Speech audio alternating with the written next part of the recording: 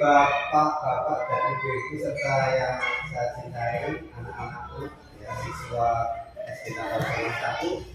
Alhamdulillah pada pagi menjelang siang ini kita dapat berkumpul di ruangan yang agak mungkin kurang nanti ya. Tapi alhamdulillah adanya ruangan kita karena ruangan ini kosong, jadi di termasuk anak sore jadi bisa itu kan termasuk mungkin jiwa seni dari anak-anak gitu ya. Nah, Bapak Ibu, sebelum acara dimulai mungkin Bapak Ibu penasaran ini ada apa ini kok tadi ada sudah buat, sekarang ini ada Pak Tenji, ada Pak Uda dan ada saya.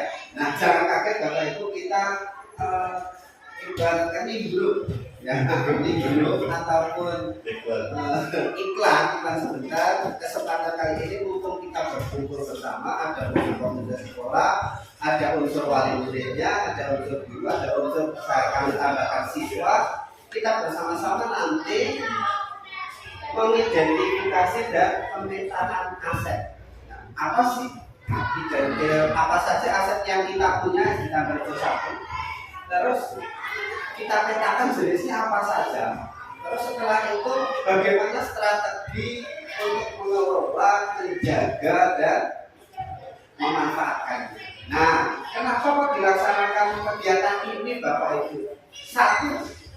Satu itu kami bertiga mengikuti program Guru Penggerak, pendidikan guru penggerak, di mana ada tugasnya adalah mengajak sekolah ke sekolah, ada guru, komunitas sekolah, wali murid dan siswa untuk bersama-sama rapat musyawarah untuk apa? Mengidentifikasi dan pemetaan aset. Yang kedua Bapak Ibu, kita ketahui bahwa belum lama ini SD kita terjadi kejadian pencurian, istilah kerennya adalah kemalingan.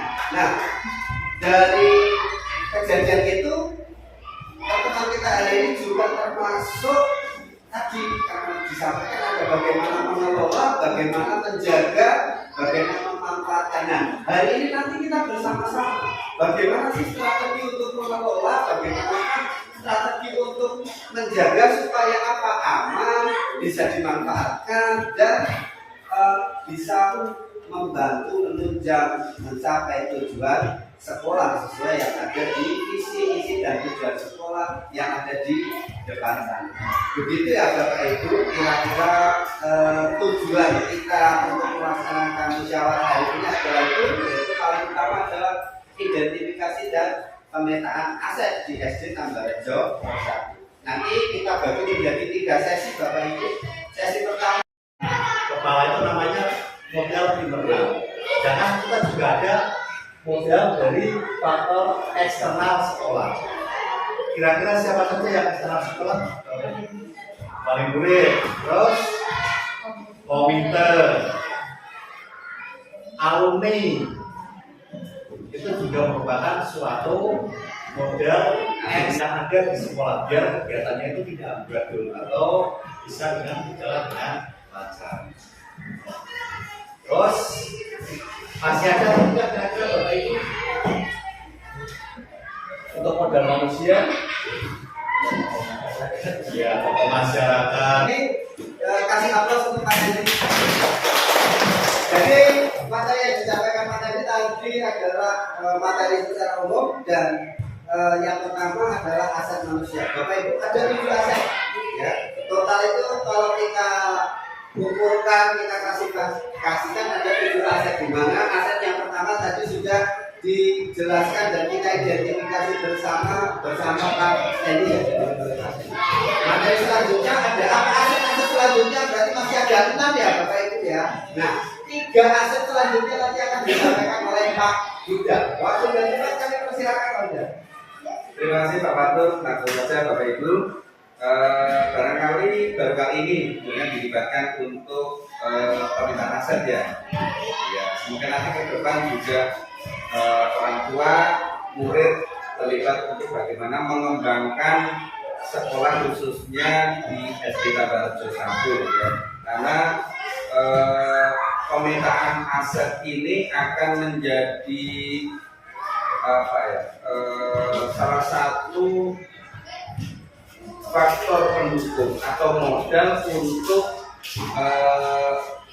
setelah itu nanti akan berkembang secara maksimal atau tidak. Kalau hanya sekedar aset yang kita manfaatkan itu hanya yang internal dari sekolah, saya ini tidak maksimal. Nah, mungkin secara tidak langsung panjenengan sudah dilibatkan sebagai orang tua, sebagai komite, itu masih sebatas itu. Dan ternyata ada aset-aset yang lainnya yang belum kita manfaatkan, belum kita kenali, yang harusnya itu bisa dimanfaatkan untuk pengembangan pendidikan di SD tahap 1. Nah, melanjutkan dari tadi yang pertama yaitu tentang aset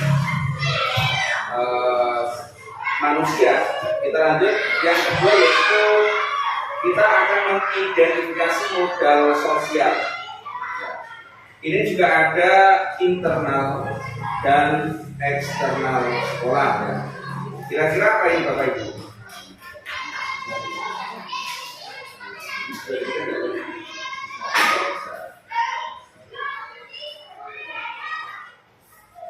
Yang internal apa ini? Proses. Betul sekali, proses. Kalau di SD,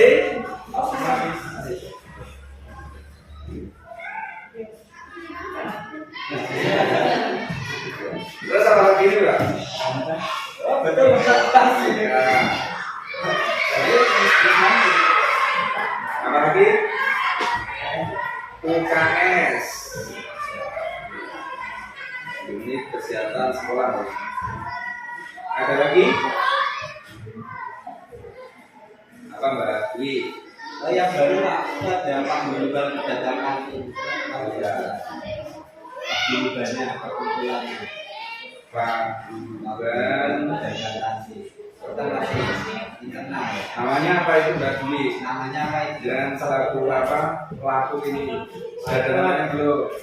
Ya nanti diundang dengan saudara Atin. Siapa? Atin.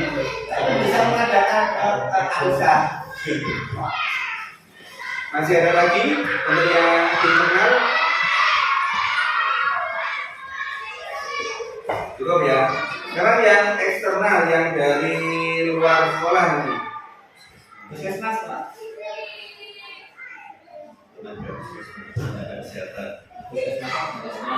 Puskesmas. Terus yang biasanya bisa diajak kerjasama dengan sekolahan. Apa? Pemerintah desa ya. Pemerintah desa. Lembaga. Terus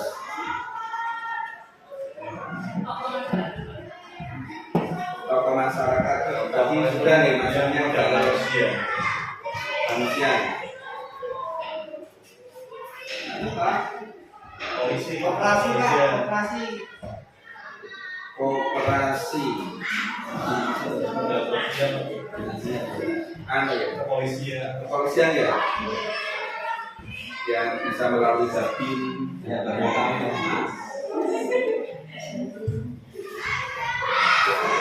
Masih ada lagi Ya masyarakat. apa? LSM. LSM. Ada nggak ditambah aja LSM? Ada. Oke. Ya LSM itu kan lembaga swadaya masyarakat harusnya bisa saling bersinergi membantu pihak sekolah. Ada lagi? Cukup. Ya. Kakak Bima. Kakak tiketnya internal ya.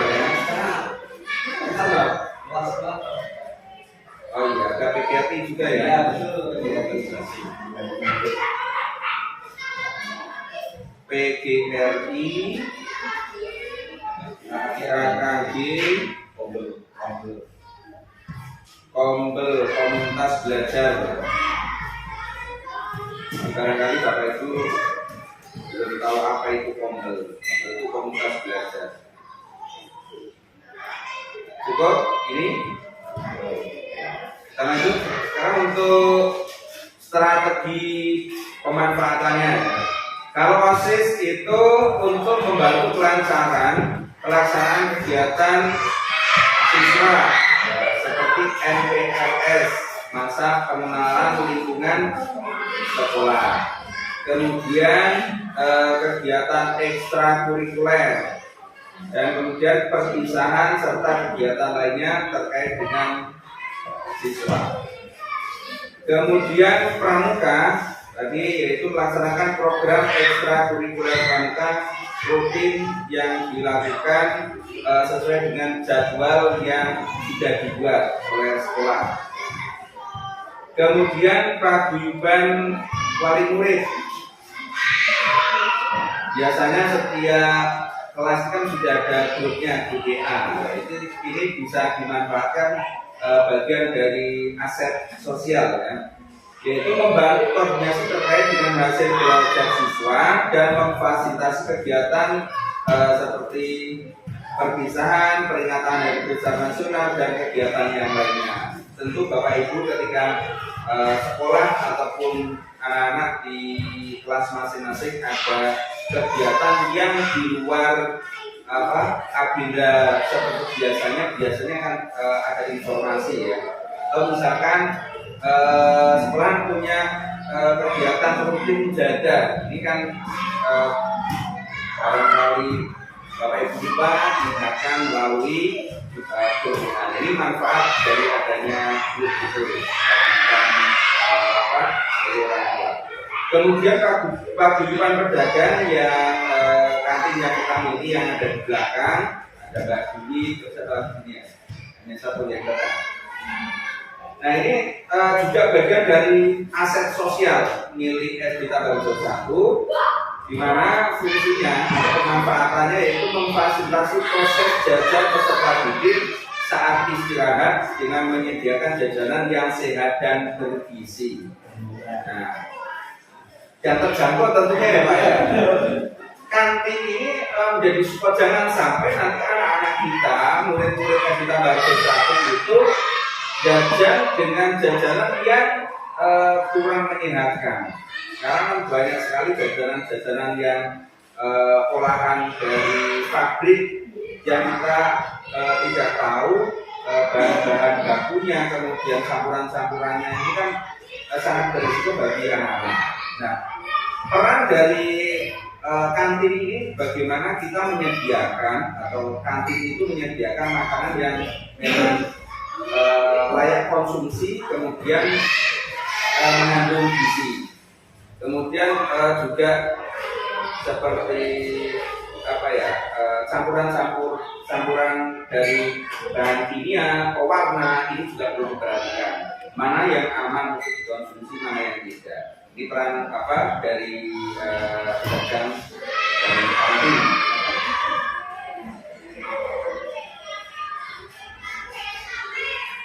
Kalau ada pedagang ruang yang kira-kira jajanannya kurang menyehatkan, ya bisa koordinasi dengan sekolah untuk mengantisipasi hal-hal yang tidak diinginkan, misalkan ada kejadian keracunan bahannya, karena memang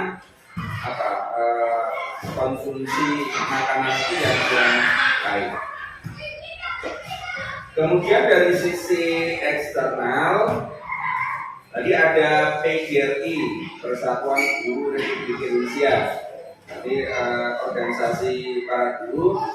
Ini pemanfaatannya yaitu memfasilitasi kegiatan guru dalam rangka memajukan profesi. Jadi biasanya adanya kegiatan-kegiatan peningkatan kapasitas melalui pelatihan, ya, fintech. Terus dari K3S, paguyuban kepala sekolah, kemudian KKG, kelompok kerja guru, ini biasanya guru kelas, kemudian ada KKG PAI, ada KKG PJOK, kalau MGMP itu untuk yang biasanya tingkat lanjut. Ini memfasilitasi kegiatan musyawarah guru dalam berbagi praktik baik dan penyelesaian masalah dalam pembelajaran. Nah, organisasi-organisasi seperti ini biasanya untuk mendiskusikan tentang kurikulum. Ketika biasanya Bapak Ibu itu misalkan ada rapat KKP, ini biasanya pembahasannya masalah kurikulum dan strategi peningkatan pembelajaran di sekolah. Kemudian yang di lingkungan masyarakat itu yang paling dekat kalau tingkat bisa ya ada IPNU, di BPNU, ada NU, kemudian ada Ansor, Muhammadiyah, Fatayat dan lain sebagainya. Ini juga bagian dari aset sosial yang bisa dimanfaatkan, yang pemanfaatannya yaitu memfasilitasi komunikasi dan kerjasama dalam bidang kegiatan keagamaan di sekolah maupun misalnya ada keorganisasian.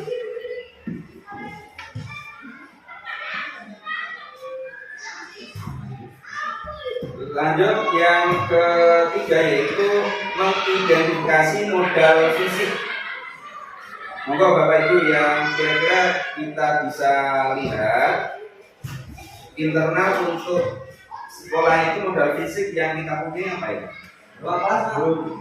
Ruang kelas, parkir, ruang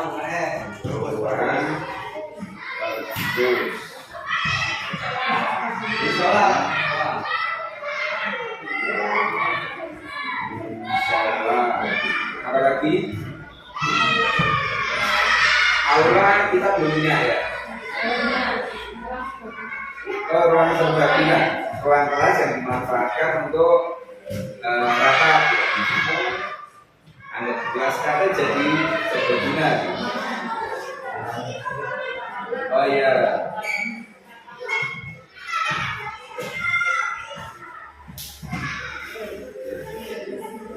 Nah begitu, sementara Pak udah menerima telepon, aset fisik di internal sekolah banyak ya Bapak Ibu. Yang tadi juga pertama dari ruang kelas, dari ruang tamu, ruang guru, tempat parkir, tempat ini, udah perpustakaan. Nah, kalau sudah selesai, kita lanjutkan bersama Pak udah kembali. Lanjut Pak. Kaitannya dengan cerdas. Parkir terus ya. Kemudian eksternalnya lapangan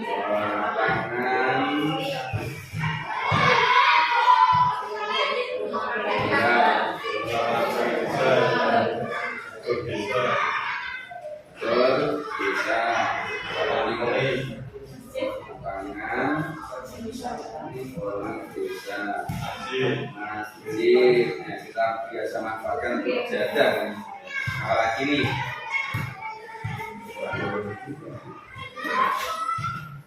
jalan raya akses untuk menuju ke sekolah gitu. Jalannya belum aspal, masih rusak kan menjadi kendaraan. Ada lagi? Juga kita lihat untuk pemanfaatannya. Oke. Pagar sekolah ya masuk ke fisik Pak. Pagar bumi ya. Karena kita oh iya. Berarti P-nya itu pagar. Pagar bumi.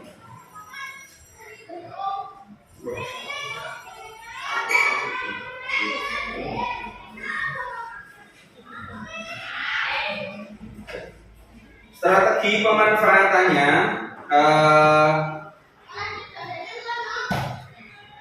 untuk sarana adalah perlengkapan pembelajaran yang dapat dipindah-pindah, sementara prasarana adalah fasilitas dasar untuk menjalankan fungsi sekolah atau madrasah.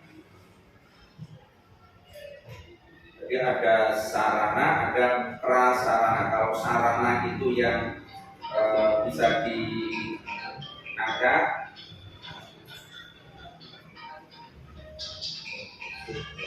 kemudian kalau prasarana itu yang memang sifatnya permanen. Kemudian adanya sarana prasarana membuat proses pembelajaran di sekolah dapat berjalan dengan baik. Kurangnya sarana dan prasarana sangat mempengaruhi kualitas pembelajaran yang didapatkan oleh siswa. Ya, contoh kecil, kita tidak punya proyektor aja harus kelabakan.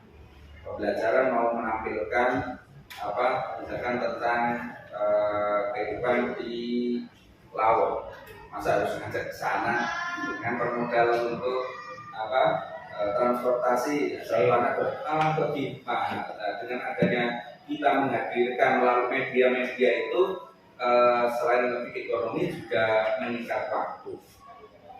Kemudian sarana dan prasarana fisik yang dimiliki sekolah dimanfaatkan secara maksimal dalam proses pembelajaran dan kegiatan yang dilaksanakan oleh sekolah.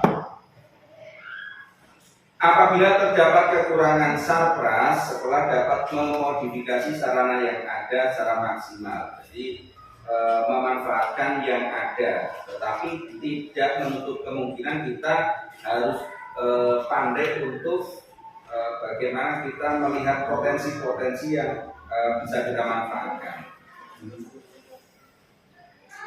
Kemudian fasilitas fisik dari eksternal tadi disebutkan, ada masjid, kemudian ada lapangan, kemudian ada bangunan sekolah lainnya. Masjid itu sebagai kegiatan keagamaan untuk mujahadah, untuk kliwonan, kemudian biasanya ada kegiatan menjelang ujian, itu ada doa bersama. Kemudian lapangan desa, kemudian ada juga gedung olahraga, ini sebagai tempat kegiatan pembelajaran PJOK ataupun ekstrakurikuler, dan juga bisa untuk menempa atlet-atlet yang akan bertanding pada event seperti Popda. Ya.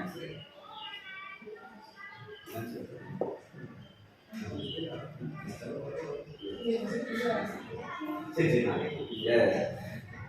Kemudian kita lanjut identifikasi modal finansial. Masalah keuangan ini penting. masalah keuangan.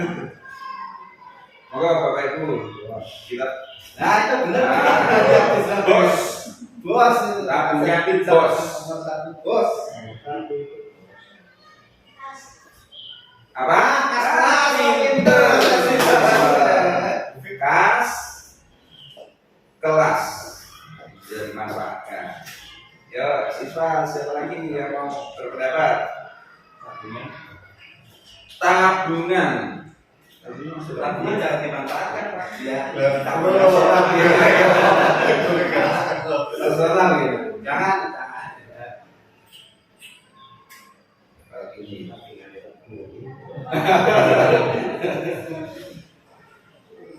Koperasi sekolah, Pak. Koperasi kita punya koperasi ya.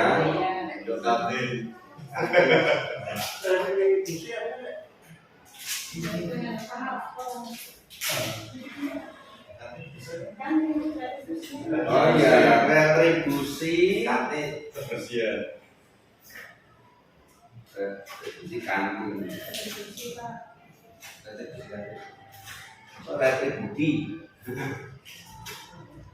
kantin. Apalagi nih Bapak Ibu? Cukup. Amal Jumat, Pak. Oh iya. Manfaat sampai itu manfaatnya nanti untuk ini menjenguk siswa yang sakit, lalu amal dulu, Kasar. dan sos dulu sendiri aja, dan sos dulu lah, dan sos guru. Infak siswa dan sos guru. Oh, siswa atau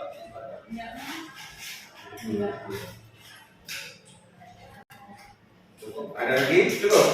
Oke, lanjut sekarang yang sisi eksternal.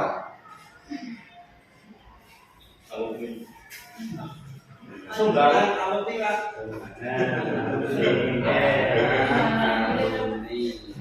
Ini yang alumni berapa orang ini? Kita. Dan aspirasi Pak. Dana aspirasi dari DPR.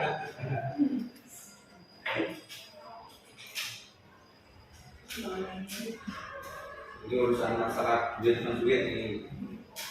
Itu ada yang menyampaikan apa? Ada lagi monggo?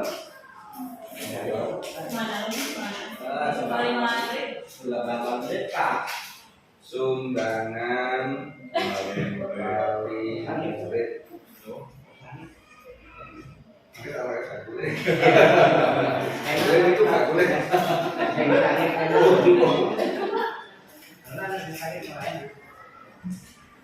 Ada lagi?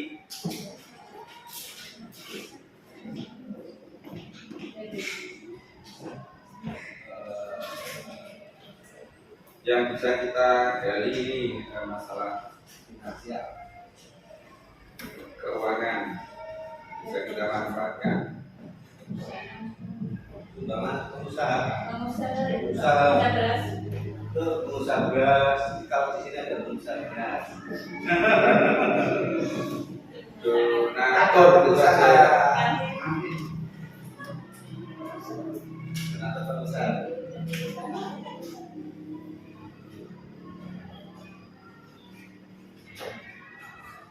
Di atas. Ya, ya.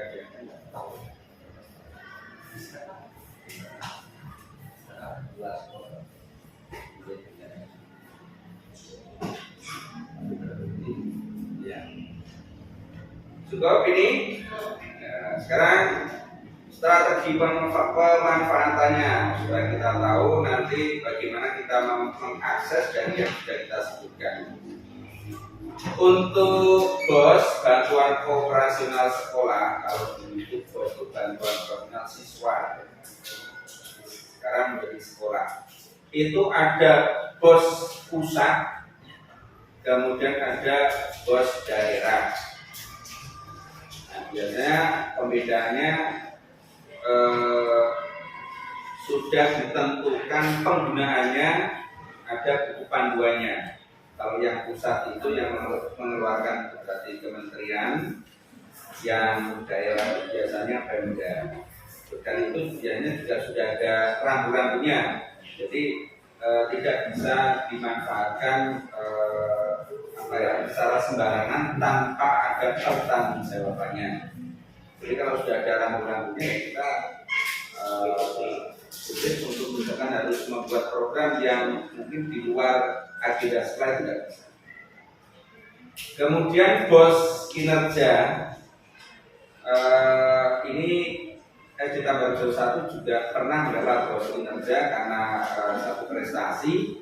Nah itu pun juga sama, penggunaannya sudah ada rambu-rambunya, biasanya untuk peningkatan kualitas pembelajaran, entah itu lewat BITEK.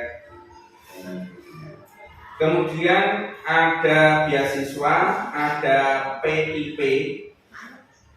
Yang paling penting kalau Bapak Ibu tahu ini PIP ya.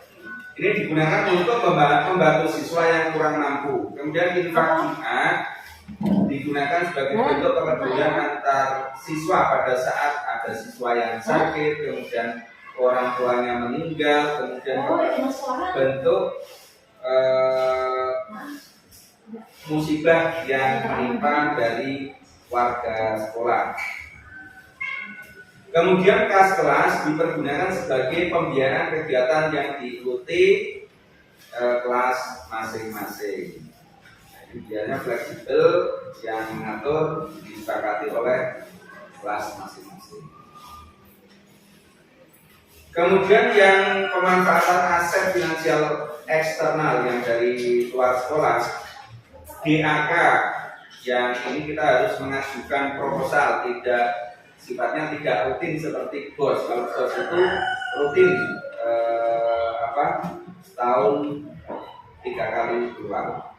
Tapi kalau DAK itu harus ada program mengusulkan yang mau diajukan itu untuk perbaikan apa, itu ada pengusulan.